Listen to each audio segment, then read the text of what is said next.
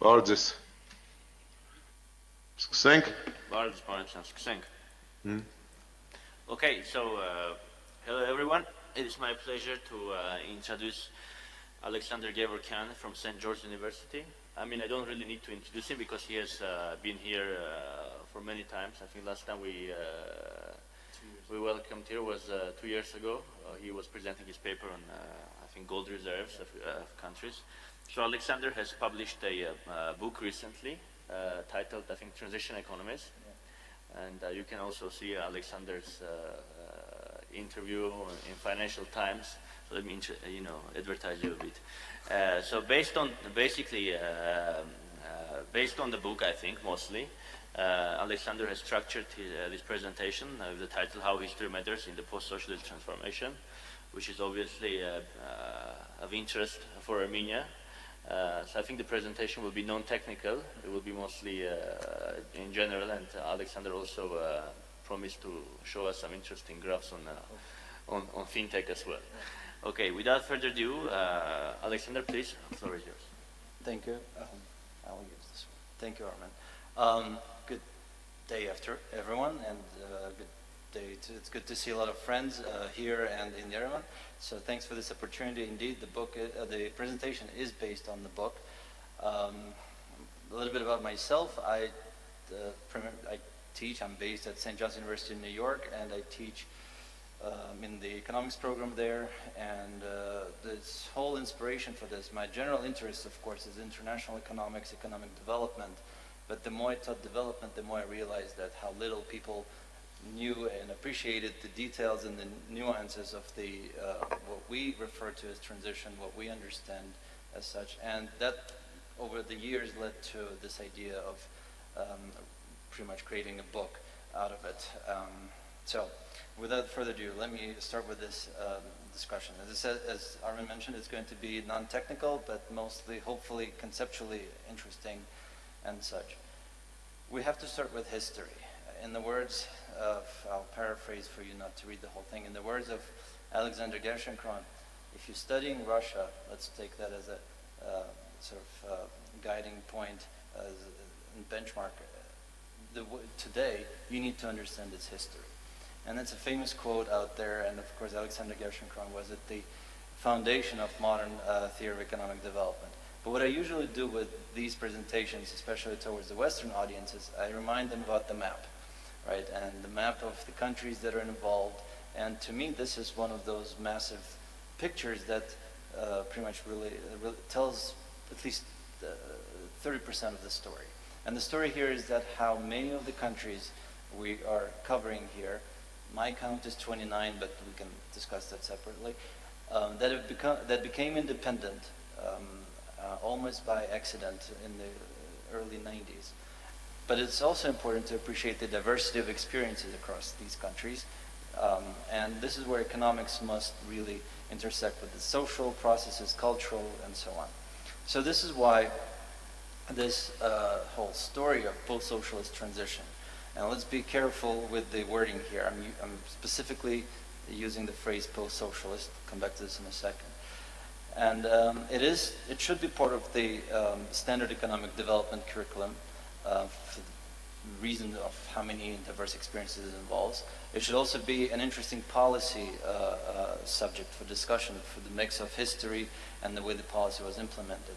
And on that point, this attitude of flipping a switch, running through reforms, whatever those might be, quickly, just to get a result, may backfire, and we have to be aware of this in whatever we're doing in the future. So this is at least how history matters in each of the countries today. Now, to remind, there was what happened in the 90s was the massive fall, and this is just an average, which hides a lot of individual country details, right? And the recovery would not happen back to the 1990s level, not until early 2000s, and that is a very significant point here. Another conceptual, big, abstract thing, which was, I thought long about this in the book, is the idea of how to present the development. Because there's easy shorthand to this and just focus on the technicalities and run regressions and figure these things out. But there's also a bit more conceptually difficult way of thinking about this, I think, and that is to construct a system, a framework for analysis. Number one, of course, it's the competitive, the actual macro structure, so that's the arrow pointing up. The second would be the institutional change. So those two we can probably relate to and have a long conversation. But the third one that's pointing towards the left is the social welfare. So what is the perception of the society, of how they, what do people feel? Is there, they feel confident, they feel comfortable in the environment where they're in, and or not.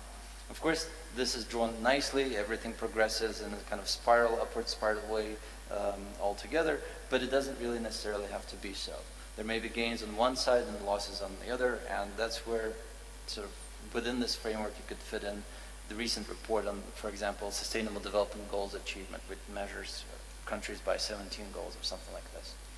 Now, a bit more specifically on the past, and again, I kind of liked all these quotes by famous people, and this one starts with Churchill's about shaping the buildings, and then those buildings would shaping us. So that was pretty much the socialist system. A little bit of a funny trick here.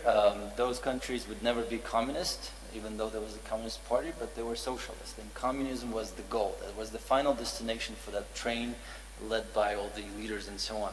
So that's the building that was shaped. Once that building was put together, everything had to be confined to this. And there's this sort of macro story where I'm going with this. Right, there's of course the hierarchical structure, which when I first thought about it, I was working in consulting, and I knew very well our corporate ladder, and that's pretty much what was my consulting company's corporate ladder, with the few people at the top making the decisions, and then it's kind of spreads out, very standard. But so the centralized system was created, and everything had to be fit into that system. So how did this happen? In the Soviet Union, we heard about collectivization, industrialization. The goals were quite clear and obvious, to create a self-sustained system. The way that was put through was not necessarily a way to remember, though in the Western economic development thought, it's often argued that the massive success of the industrialization way supersedes the human toll that went into creation that industrialization, right? So we should not forget that.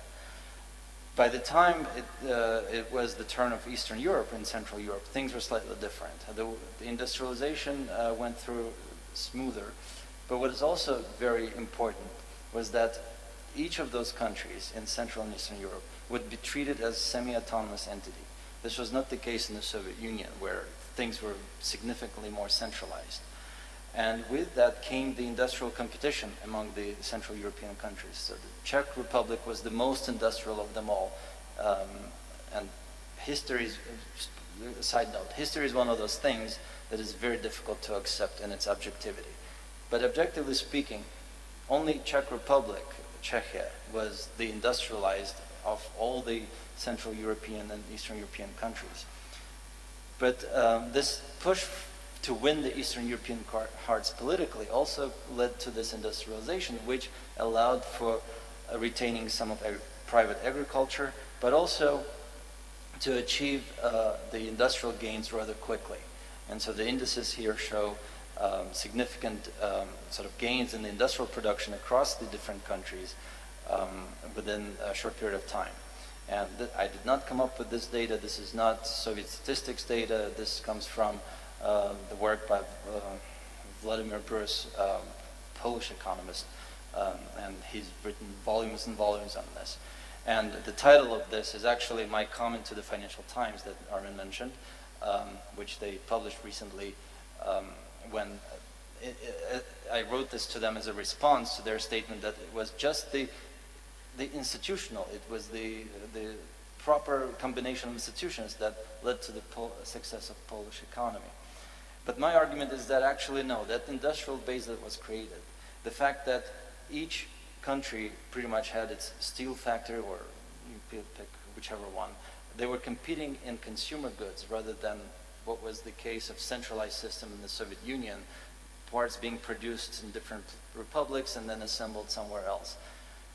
What was created in Central Europe was pretty much a self-sustained economy. So that immediately puts them on a different level. And when we make the comparisons to why is Poland or whatever is doing better than Armenia or Georgia or whatever, there's this obvious explanation of that, for that. On top of it, within the Soviet Union, in terms of the trade decisions, things were centralized, and most of the trade was within the socialist market system, however large it was. The common, the common market and economic assistance, right? And the Central European countries had access to the Western European context and economies, markets rather. So the statistics show the larger share of trade from, let's say, Poland or East Germany in connection with the rest of the world. On top of it, they were able to tap into the capital markets to the point that, of course, they would run into debt, let's say in Romania and then later in Yugoslavia, which, with the death of Tito in Yugoslavia and then Jaruzelski in Poland, would become a political problem as well, and which would lead to this, at least partially lead to the movements. But of course the system was set up not to withstand, rather was set up not to experience any crisis, and it's just the typical construction, right? The standardization that we all know about. Yet things somehow broke down.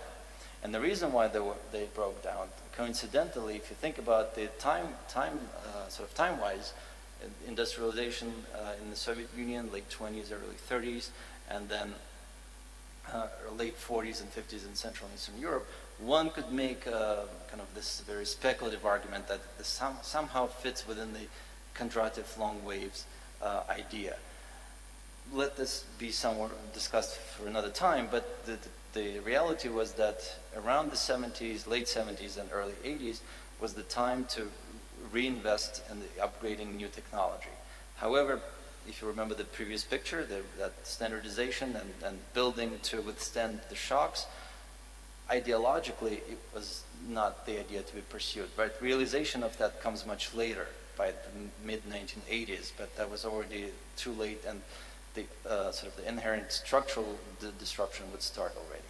So this picture is interesting because it shows that at the peak of it, the combined economies of former Soviet Union and Central Europe were about 16% of the global economy.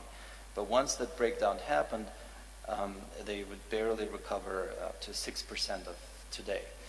And I think I got these numbers from Conference Board, but there's also Madison data that kind of confirms this.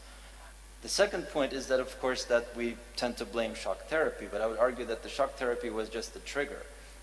It was definitely misplaced. I'm not a fan of shock therapy, and I kind of write a little bit about that in the book, but it really just opened up the stitches that were covered before with this, the administrative sector. And on a lighter note, many would argue it was the Beatles that rocked the Kremlin. There's a documentary about this. And the point being that the sort of, on top of the economic, the foundation, what was also pushing the change and what precipitated a lot of the crisis was this need and desire to access the forbidden culture and forbidden social kind of ideas that were blocked before that. But you should definitely watch the documentary.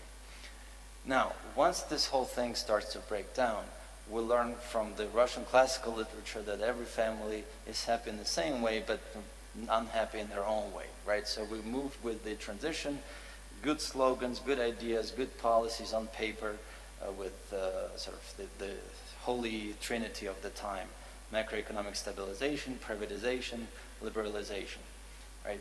And some countries would come up on top, and those would be the countries that would be closely integrated with the European value chains based on their industrial backbone and more recent technological and geographic proximity and recent technological upgrades, plus the funding that would come from the IMF and other IFIs. And other countries would be, as we know, less successful. In fact, the data shows that for majority of the countries, the time when they reached the 1989 GDP per capita levels would not be until early 2000s. And some countries still remain below that. So this is quite significant, I think. When we talk about success of the reforms, where we moving to, it's also important to remember where we're coming from. On top of this, we notice the worsening income inequality situation, right? Not that things were great and pretty, don't mistake my comments for that. There were obvious things that were going in the right direction in the socialist times. But the breakup really uncovered this problem of income inequality. And so the richest 20% across all the countries, including the high performers, are now claiming the greater and greater share of the economy. And this distributional pie, or however we want to refer to this structure, is really something to be aware of as certain policies are being advocated. Let me skip this one in the interest of time and come to banking. Well, in banking, I'm reminded of Mikhail Kalecki, the Polish economist, who said that an increase in the number of paupers does not really broaden the market, which also comes back to the 90s idea. The banking, we remember, and of course I'm speaking to a group of specialists here, so moving from the monobank to the problems of one-day banks and loans for shares, things, to rapid growth in the early 2000s, and then in Central Europe and the Baltics, the Vienna initiatives, and the post-2008 consolidation. That's when the share of foreign banks would start to decline in some of the countries. The reason for the Vienna initiatives, of course, and I have a series of these charts, so I can come back to them and we can look at them closely, but just to go through the banks, let's say in this case from Germany, claimed up to 4% of German GDP in terms of assets invested in Eastern Europe. And then Belgium, Netherlands, Italy, and Sweden, and Austria, depending on different countries, they had significant exposure. And so these are the numbers from 2008, 2009. And that's when the Vienna initiatives came up as a way to negotiate stability and sort of the bailouts to protect the banking system of the Western economies and also the Central European economies. The reason why there was interest in defending the Central European economies is also because the manufacturing interests were present there as well. So you need the banking system to operate that as well. Very briefly, right? So then let me skip this. And then what we're moving to more recently is another interesting point on FinTech. But I'm not going to get too deep into this, but what's interesting here is the rise of credit since 2010. Measured by credit to GDP ratio here. And in the case of Armenia, if we were to trust the World Bank data, for example, we go from roughly 10% before the crisis to up to 40% of credit to GDP ratio on average between 2010 and 15. Numbers may be more accurate and changed by now, but this increase seems to be common across a lot of these economies. So the financialization of the market is obvious, and the question is whether or not it's supported by the real economic activity, and that's probably doubtful. There's also a rise in banking services as people turn more to the banks and so on and so on. Again, something that you probably know. But as a proxy for stable currencies and or a way to resolve some economic issues, there's been another trend, and this move into cryptocurrency space. And Georgia's 5% of households, according to the World Bank's estimate again, seem to be involved in cryptocurrency mining. And the blue line shows the use of electricity in Georgia. And this graph is from the World Bank's report on the Europe and Central Asia report. So this is quite significant as well. All of this is new. That's the point I'm trying to make here, that the use of banking services, the reliance on banking systems, access, using the technology, all of this is new and leads to the point of, let's keep this one, leads to the discussion of innovation as a way of building an economy in the smaller countries. Go ahead.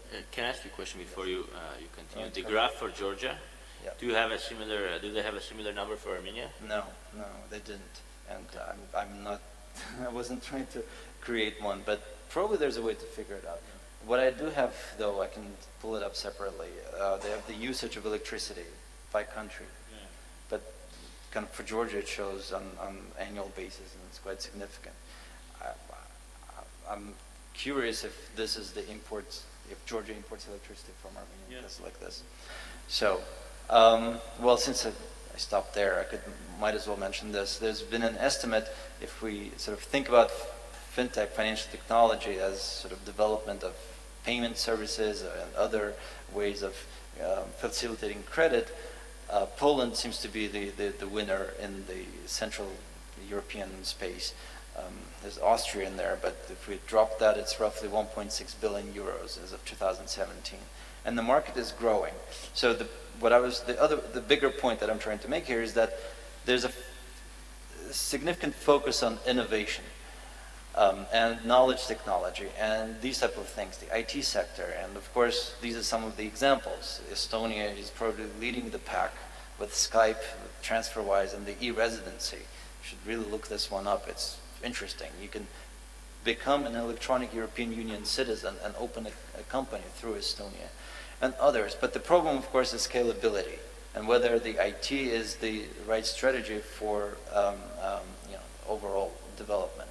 So with FinTech and IT, there are three constraints. Number one is the financial sector development, whether the financial sector and the banking sector is willing to take any new competition, or if there's a need for this, because it could be simply credit facilitating activity rather than any other type of financial deepening kind of activity. There's a regulatory constraint, that is the central bank, that is what you guys do.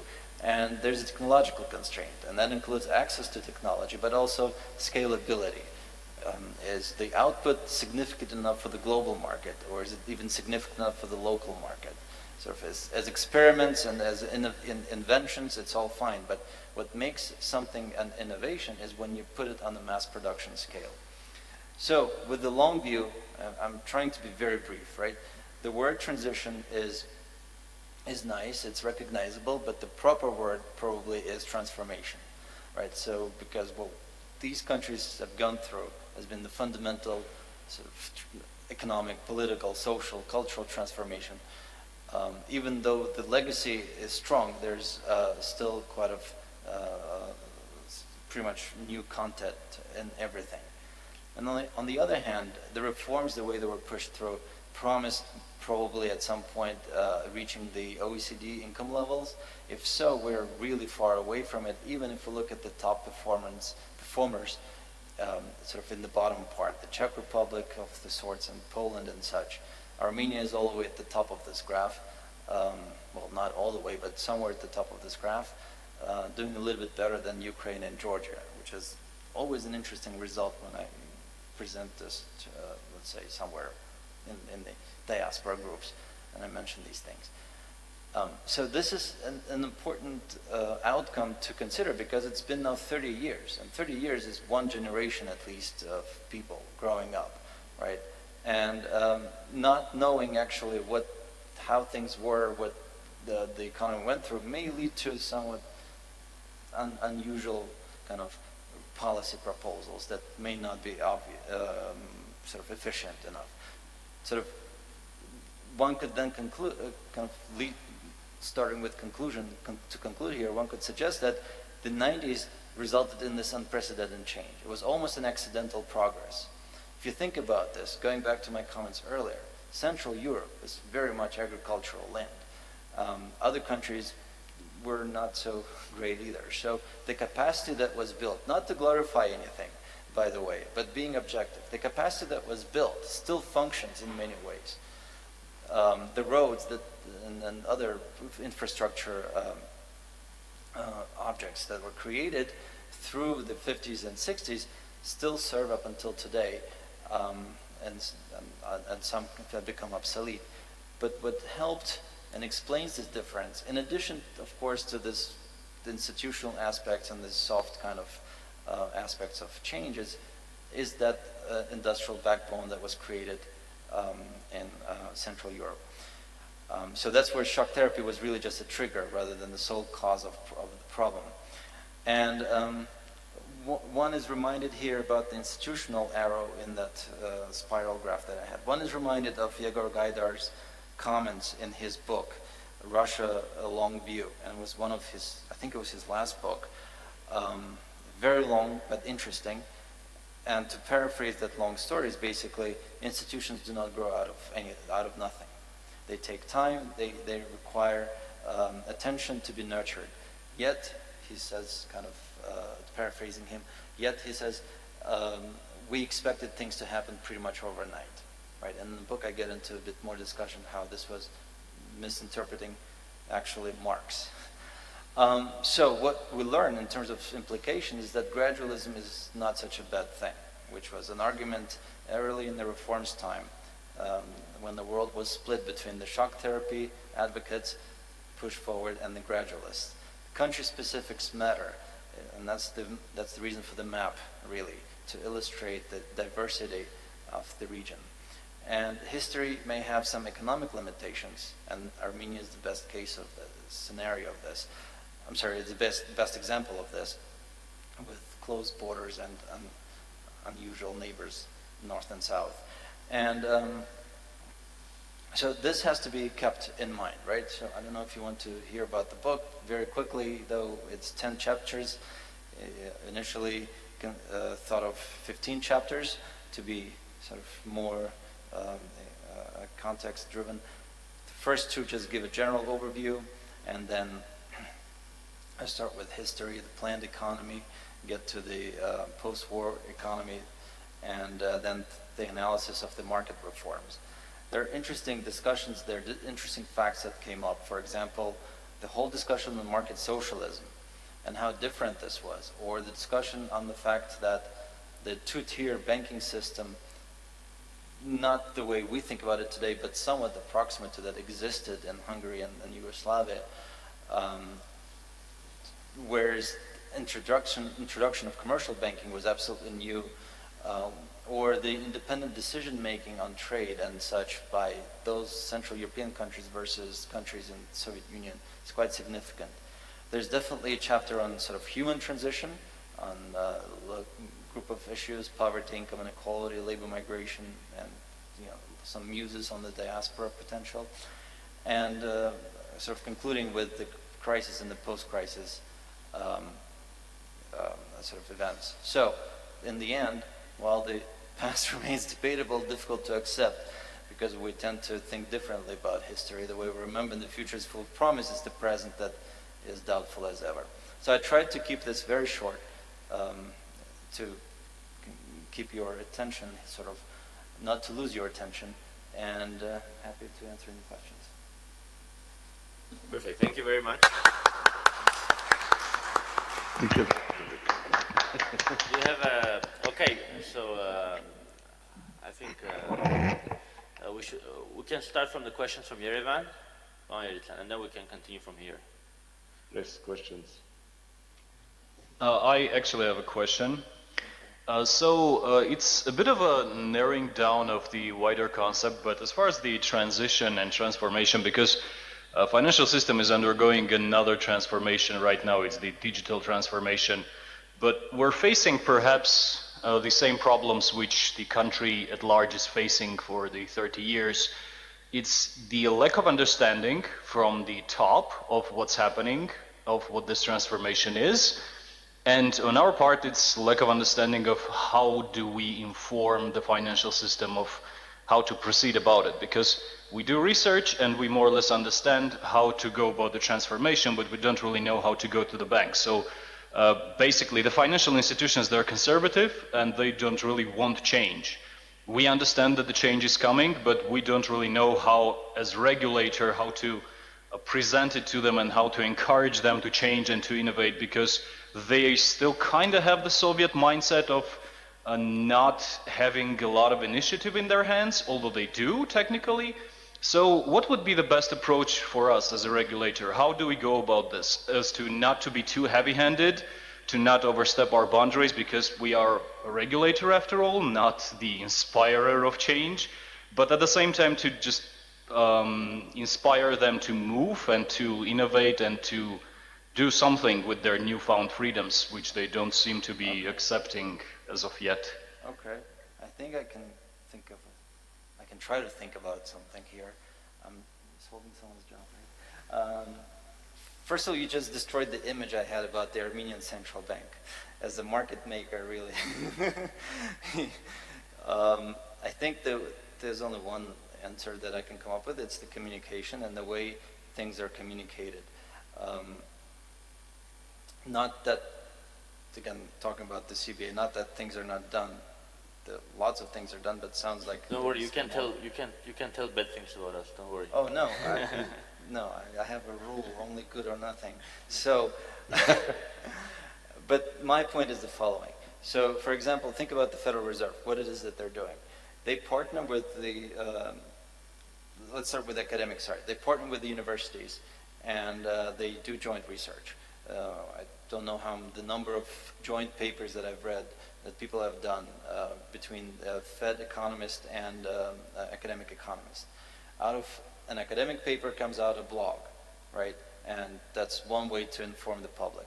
Then what the Fed is also doing, they set up numerous, and these days it's becoming easier and easier with technology, infographics or analysis tools, and I use them routinely when I teach, for example. Sort of right in the middle of the lecture, we go into the St. Louis Fed Reserve and Simplicity, and we can download the data, manipulate the data, and show whatever we need to show. That's for, again, our purposes, but I also know that there's communication sort of through the commercial banking sector, kind of, that is simplified by technology. And what they also do, from what I remember, is they hold some various meetings, seminars, where they pretty much explain how the monetary policy works, what they do. And so I don't know if anything like that is being done or not, but reinforcing that aspect and explaining that, well, that probably needs an explanation, that even though it may not be concerning your bank today, it will concern your bank tomorrow. That's just the nature of the financial system, that it's inescapable. I mean, that lesson comes from JP Morgan's racketeering attempt in 1907, if you remember. And there was the panic in 1907. He locked everyone up in his library. And basically people could not leave until they agreed to contributing to the bailout fund. And the same thing repeated in 2008. So in other words, what really works is for people to either you kind of force them in a polite way, or they realize that sort of they need to change. But anything else, I'll have to think a little bit longer. Thank you for your question, Doc. Thank you. Yeah.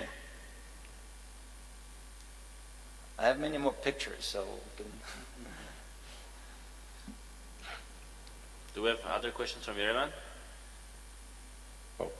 But reaction to this point, basically. There was a nice piece, Command and Control, and centralized decision. It seems that this is a two-way avenue. And the argument that the top doesn't change equally applies, that the bottom doesn't try hard and equip the top to make the changes. And this is because of this command and control culture. Everybody expects that the top becomes smarter, but when you get to the top, you were smarter at the bottom than you got to the top. Therefore, if you didn't replace the bottom with people that would keep your quality in place, then we will be stuck with innovations, etc. And the other point is very much relevant for our country cases, is many things turn into a window dressing because people don't go deep down into the problem. And it's like the Italians watching sports. All of them think they are the best football players because they watch football day and night, drinking beer and vodka.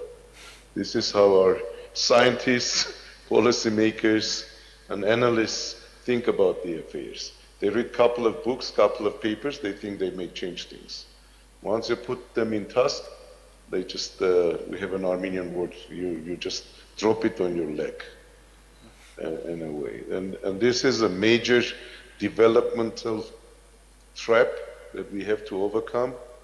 And then at some point, our people have prepared a presentation for me, based on Acemoglu and Argyon. Is that right, pronounce Argyon? Argyon, from Harvard. And they basically showed it's not only an Armenian phenomenon, although we have this transformational kind of hurdle as well, but they have also showed in many other developing countries this permanent fight between incumbents and new thinkers. And if new thinkers do not enable themselves, become strong, you'll never beat the incumbents. You'll miss the equilibrium point in the future. Anyway, these are difficult questions basically, but I don't know whether your book answers to those questions or not, or it's only descriptive. It probably leads someone to think about those questions and try to search for answers. Again, the purpose was really, the way I thought about it was really to inform the reader that you cannot just simply, as you said, just drop a policy and say it works for everyone, which was probably the case, right? And that you need to account for the country specifics. And what really ticked me during one of the presentations, and that's the phrase I'm using in the beginning, was that somebody mentioned, why was this even a problem in the 1990s? What was wrong with this? It's just like flipping a switch. You announce that tomorrow you live in capitalism. And I said, that's not how the social process works. And for a regulator, that's probably also something to keep in mind, that it's one thing, sort of the technocratic approach, the model shows things have to adjust and such, and that's perfectly fine, but it's the human behavior that takes time to adjust. And we can get into the whole behavioral economics and nudges things, but it's also the incentives that are being created, right? The values, the morals, the norms of the society. So all that has to be taken into account. At least that was... Yeah, it should. I want to react, Armen, if I have a few minutes. Look, I have this long-staying kind of motto or slogan that I use. Okay, changes will take time, maybe a very long period of time, for the change to take place. But you need to make a choice. You need to make a decision whether you want to change or not. Then change will make. Because sometimes these words of gradualism, takes time, etc., people perceive, and especially in the command control culture, because they always expect the tone at the top, they sit and wait up until basically, it's like gradual means you don't solve the problem today, and then you'll deal with the problem in 3 years or 5 years. And you'll start dealing with the problem a month before the 5th year turns around, and then you'll solve it in a month or so. That's the general perception. To me, gradualism means I've made a decision to change myself, and I have a plan to make this change every day kind of happening, and then changing our way of thinking, our way of doing things, basically. And we have prepared, we have this famous chart from we've used for the government kind of presentations, that future development is also a choice. And the example of the central bank is a clear one. We have made the choice in 94, 95 that we become a center of excellence. Therefore, we decided not to tolerate corruption. We decided not to tolerate kind of low kind of level of skills, etc. And we decided that we need to have a competitive selection process for staffing. And it works within certain environment. If the choice had to be made in other places, basically, we could all go even further. But everything we have today is a choice. And these choices were made without any fear. Okay, if fear comes first, you will never make these choices. Therefore, I have this strong sense, I don't want to disagree, but I have this strong sense that like we can now calm us down. Okay, it's 25 years. Let's live another 30 years, things will happen. Things won't happen. Because there are many countries struggling with not only a century, but centuries, and they never get competitive. Yeah. Yeah, no, I agree that once the decision is made, that's the whole point with gradualism, that you have to persist in your change. It's almost like writing a paper on a deadline. You start some research, you start working, putting the first thoughts, a draft, and then by the deadline, things should be done. But obviously for political reasons, that was not the case. Another interesting topic or question that comes up when I present this in, let's say, in the U.S. when I presented this there. There's a lot of talk over there about socialism, right? What it means, and such. And every government intervention is perceived as being something socialist or some political label of some type. Yet people forget, right, that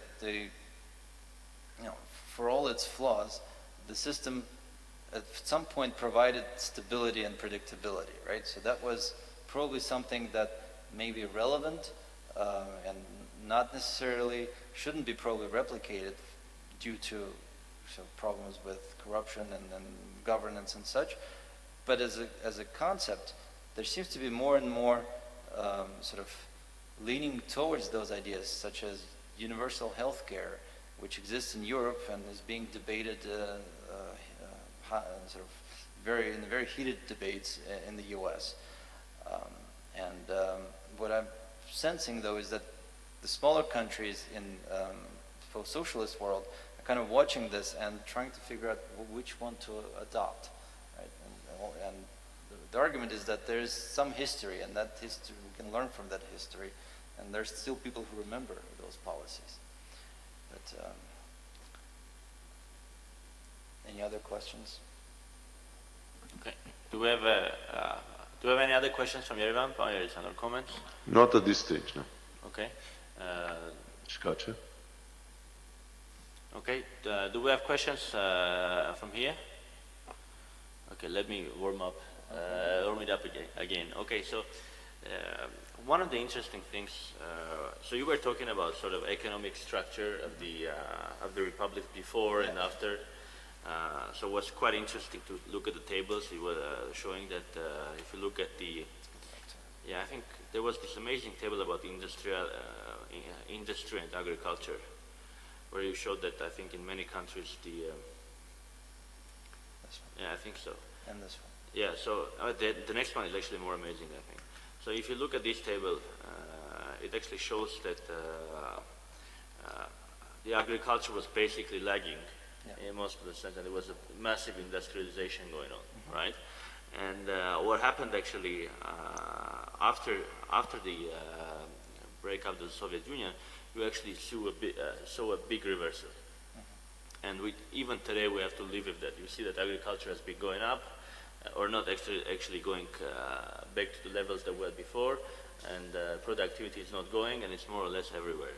Okay. So do you see this as a common feature in the transition economies, basically in terms of the last 20 years? And another question which I wanted to ask is the following.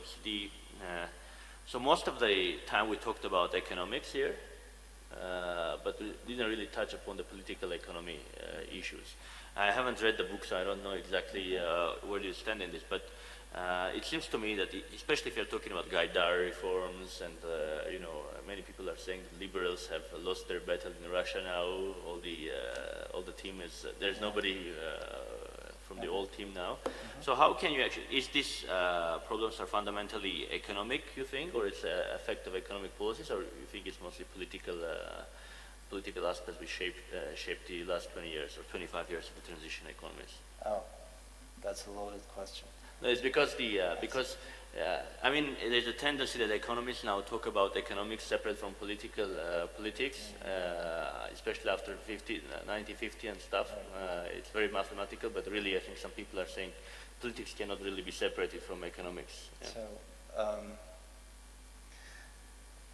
I was trying to remember the quote by Keynes that you have to look this one up. I don't remember the wording, but there's something about hardly anything else runs the world than political scientists and economists. I forget the wording.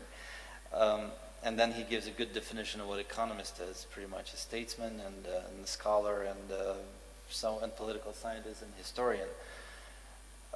The experience since the 90s across the countries is actually, that's the point, the whole point is diverse, right? Whereas Poland is being presented as the global growth champion, at least Europe's growth champion. There's a book by Marcin Kwiatkowski on that. And Czech Republic as well, which recently claimed the 7th spot in the SDG rankings, the Sustainable Development Goals, and Estonia is number 10. So the only two transition economies, let's use this wording, that would make the UN's top 10, but rankings are always messy, right? But nevertheless, whereas if you look at Serbia or Albania or Kosovo in that sense, or any other, so Bulgaria, for example, that's what actually the point that you brought up in terms of reversal is there. The reliance either on agriculture or tourism that is seasonal is more strongly emphasized over there. Of course, the existence of the common market, the socialist market, it was sort of the backstop for whatever they were not able to sell abroad would come to the socialist market. And then within the former Soviet Union, Czech-made consumer goods or Polish-made, or the buses from Hungary were the top quality items, whereas the Soviet Union maintained a production of the bulky industrial goods. But that was partially the interpretation of the Marxist thesis, right, of the capital goods and maintaining the advantage in capital goods production will maintain your economic independence. So that's where the momentum was lost to transition, because really, I mean, this is going to be very cynical, but really just offering another type of toothpaste would have been sufficient to sustain the system. But basically the diversity of consumer goods that was lacking also pushed for the economic needs for change. So that's where I would connect with political economy. There's a book by Vaspan Bavel titled Invisible Hand, where he reviews three civilizations, and I try to remember. It's the ancient Sumerian, the Italian cities, and the lowlands, the Netherlands, and the Netherlands and Belgium. And in all these cases, he says these were economies that rose to prominent power at the very beginning, sort of what we would see as in technical terms, the rapid growth, the early development, catching up growth, right? And they would establish themselves as, you know, think about the Italian city-states as pretty much the merchant trades that would also push for import substitution with establishment of silk production and such, so to avoid the trips to China and so on. But eventually they would fall apart. And what he argues that what led to this breakup of their powers was this invisible hand, basically the competition among the elites.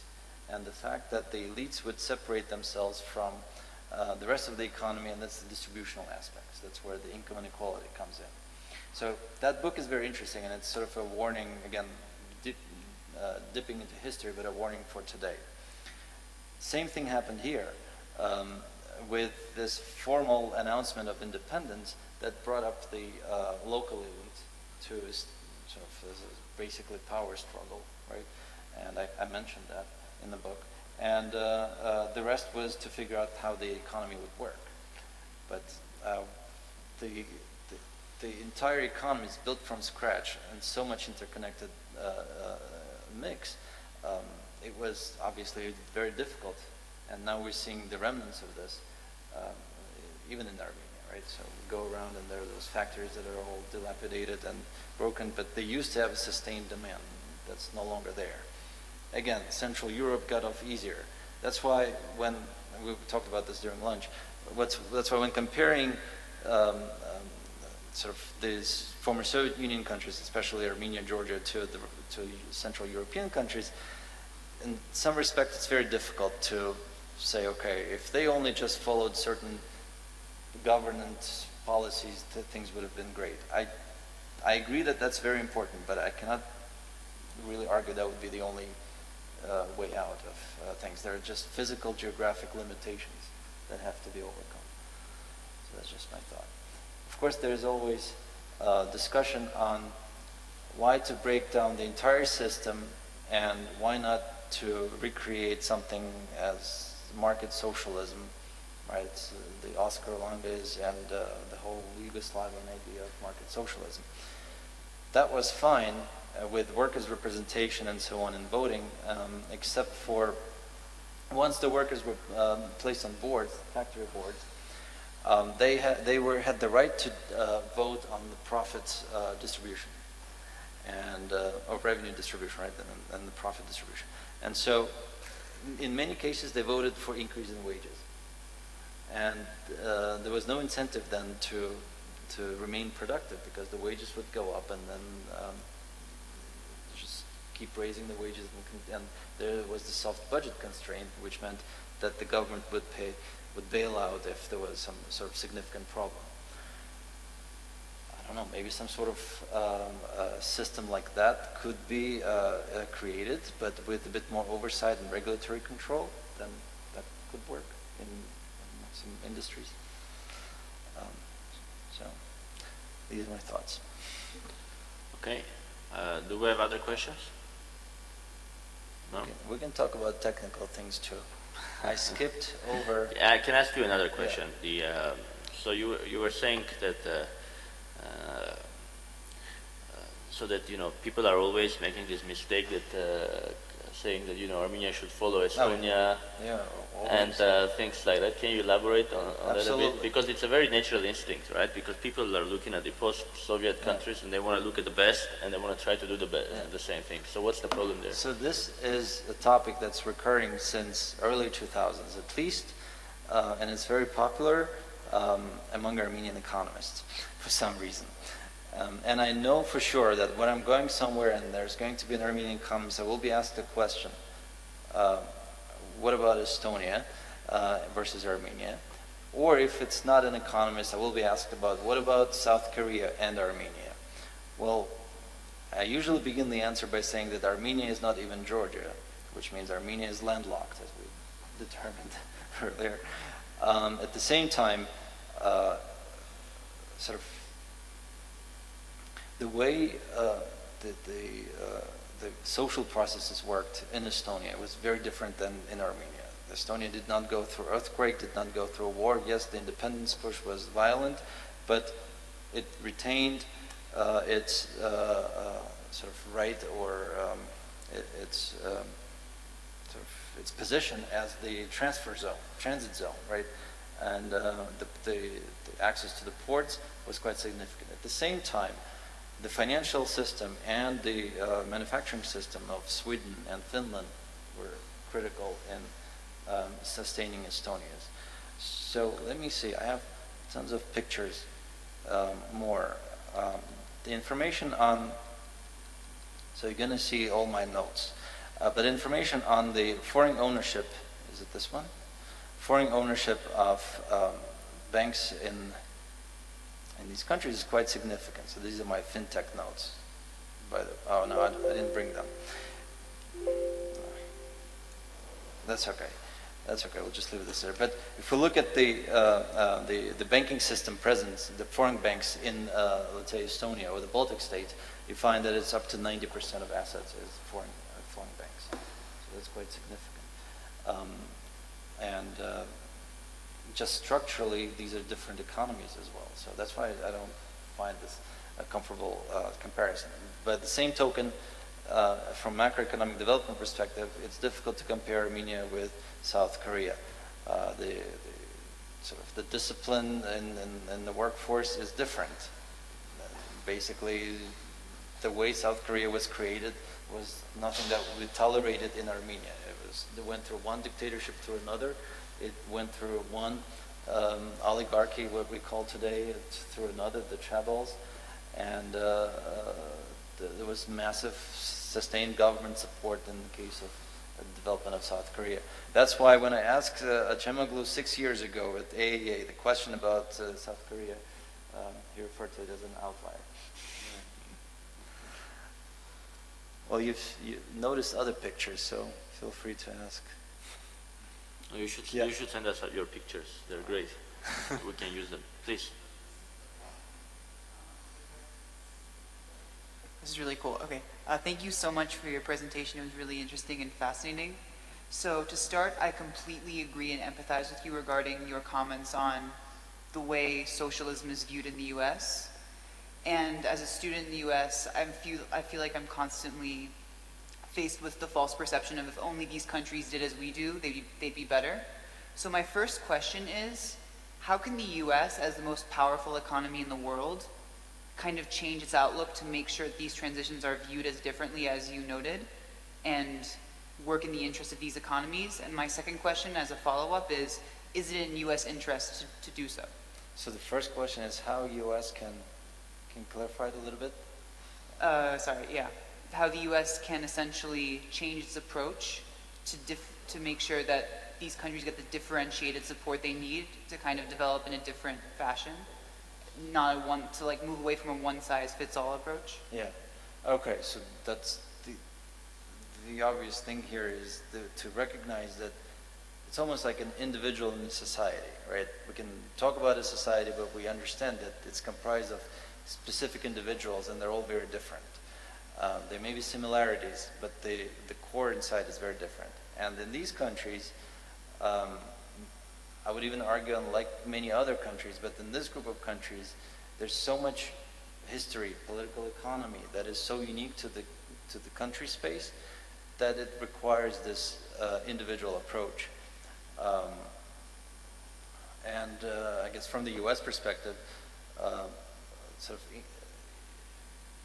engaging with these countries, but the question is whether or not it makes sense, right? So let's say in the tech sector it kind of makes sense, but on the industrial scale it's probably minimal trade-wise benefit for the US, right? But from the tech point of view, we can argue, let's say in the case of Armenia, we talked about Microsoft and Oracle and such being active in this tech space, innovation. And then the whole discussion about what socialism means and what it meant, right, should be changed as well. In other words, pragmatic participation of the state in the economy is not socialism necessarily. It's not going to destroy the economy. In fact, the entire history of the United States is built on the government's support of one industry or another. Maybe not even support, but tolerating one monopoly or another. If you think about the robber barons, right, as we call them now, the oligarchs, but they have buildings and banks named after them. Rockefeller, J.P. Morgan. I mean, Rockefeller's goal in life was to be the only oil refinery, refined oil producer and supplier.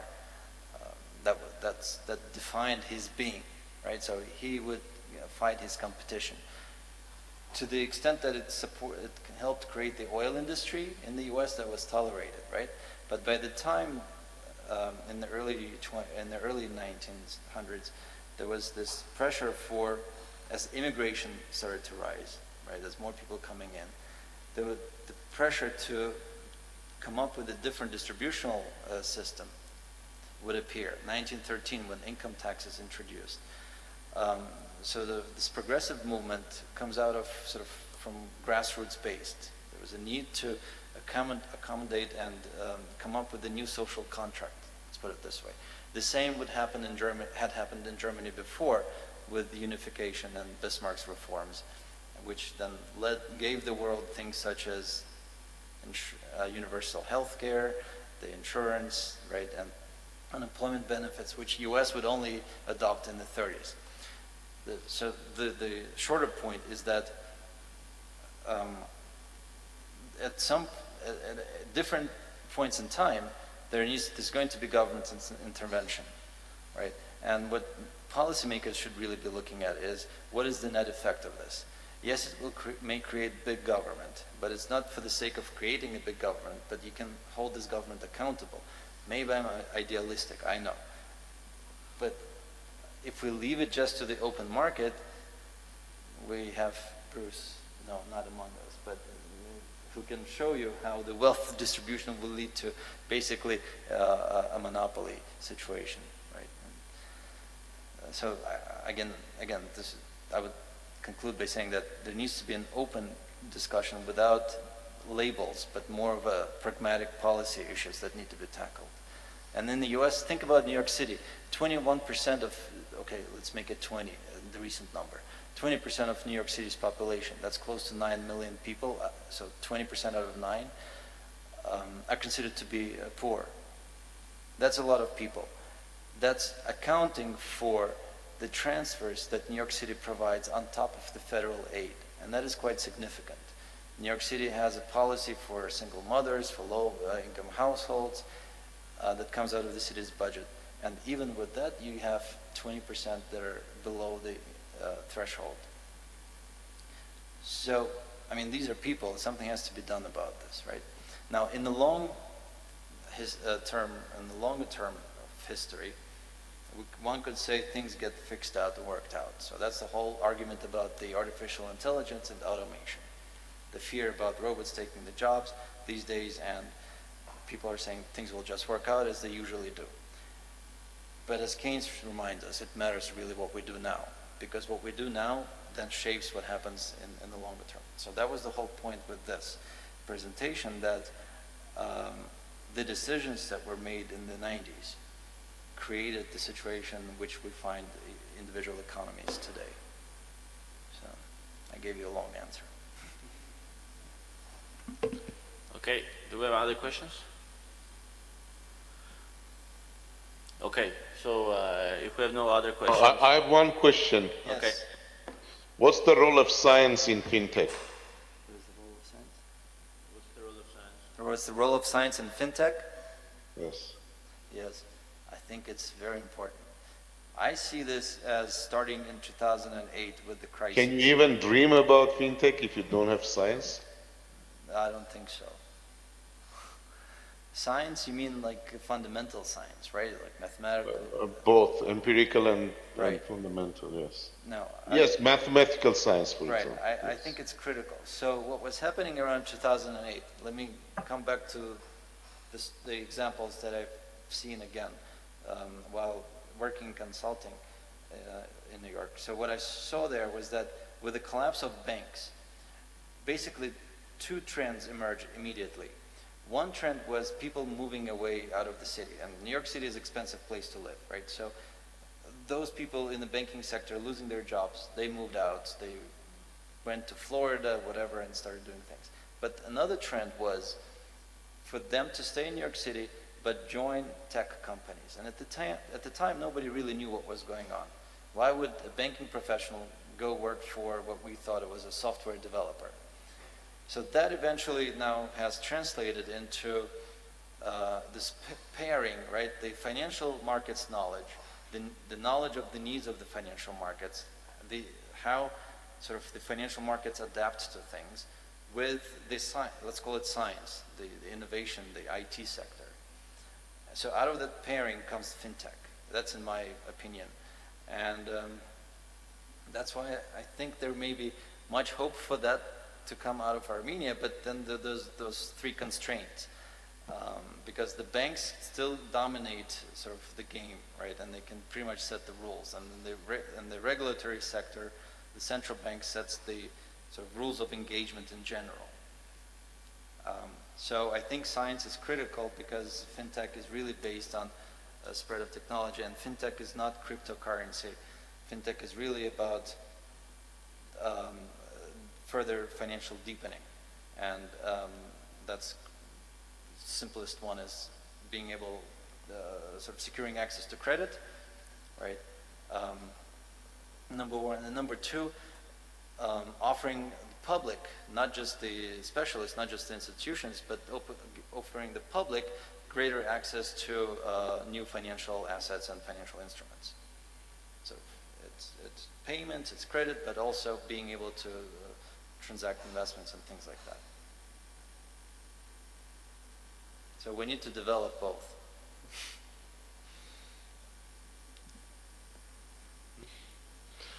Agree. Thank you.